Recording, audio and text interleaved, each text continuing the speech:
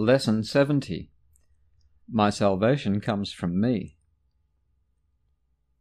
All temptation is nothing more than some form of the basic temptation not to believe the idea for today.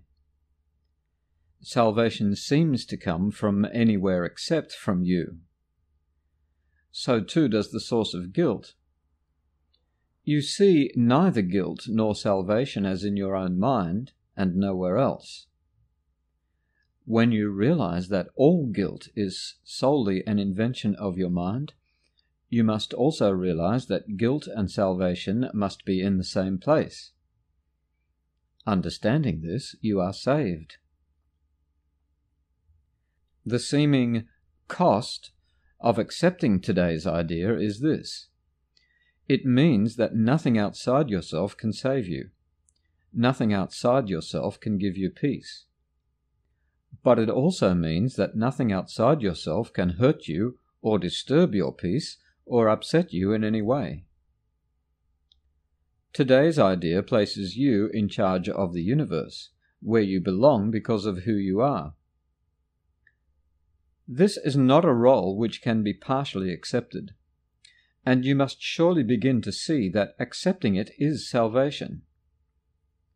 It may not, however, be clear to you why the recognition that guilt is in your own mind entails the realization that salvation is there as well. God would not have put the remedy for sickness where it cannot help. That is the way your mind has worked, but hardly His. He wants you to be healed, and so He has kept the source of healing where the need for healing lies.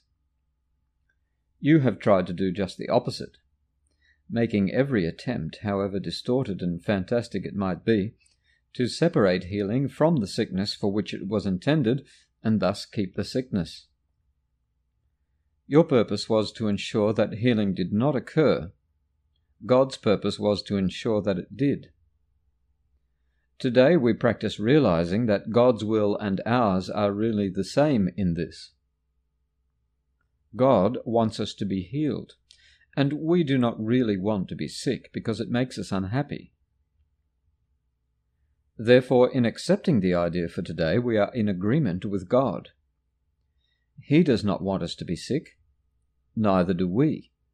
He wants us to be healed, so do we.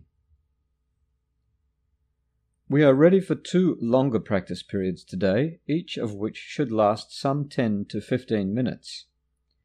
We will, however, still let you decide when to undertake them. We will follow this practice for a number of lessons, and it would again be well to decide in advance when would be a good time to lay aside for each of them, and adhere to your own decision as closely as possible.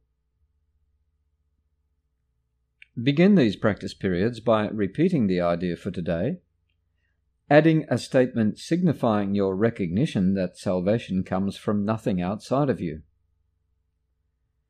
You might put it this way: My salvation comes from me. It cannot come from anywhere else. Then devote a few minutes with your eyes closed to reviewing some of the external places where you have looked for salvation in the past, in other people, in possessions, in various situations and events, and in self-concepts which you sought to make real. Recognize that it was not there.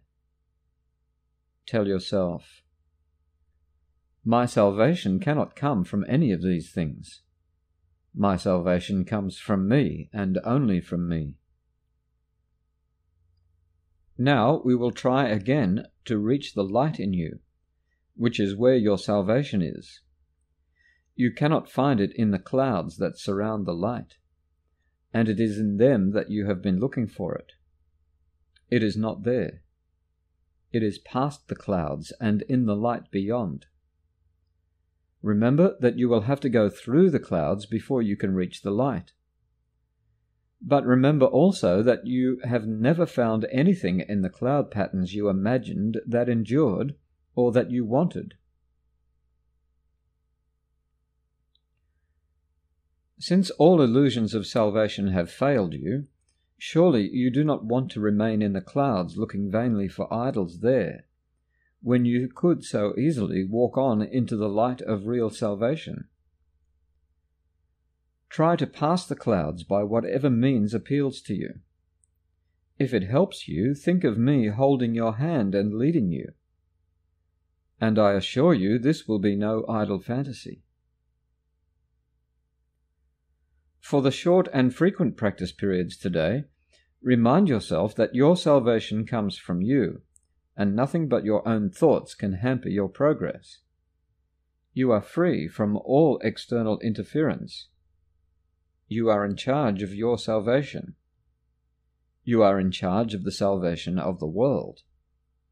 Say then, my salvation comes from me. Nothing outside of me can hold me back. Within me is the world's salvation and my own.